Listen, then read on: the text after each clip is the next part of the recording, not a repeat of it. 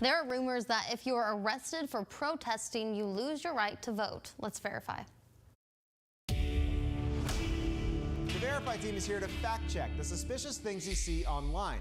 And with protests and an upcoming election, there's just a lot of misleading information going around. Just take a look at these tweets that claim that people arrested at Black Lives Matter protests will lose their right to vote. So let's verify. Will being arrested at a protest cause you to lose your voting rights? First, our researchers traced the source of those tweets back to articles out of Tennessee with headlines like this: protesters in Tennessee could now lose their right to vote. Our sources are the official records and information from the Tennessee General Assembly, the governor's office, and the Secretary of State. First, we should give you a little back history on what's been going on here. For the past 2 months, protesters have been demonstrating and occupying the plaza out front of the Capitol in Nashville around the clock. Thank you, Mr. Speaker. I move passage of Senate Bill 5 on third and final consideration. In response, the Tennessee legislature passed and Governor Bill Lee signed new legislation revising certain criminal laws surrounding protest-related offenses. It goes into effect on October 1st. Here's the part of the law that people are referencing. The bill increases punishment for illegal camping on state property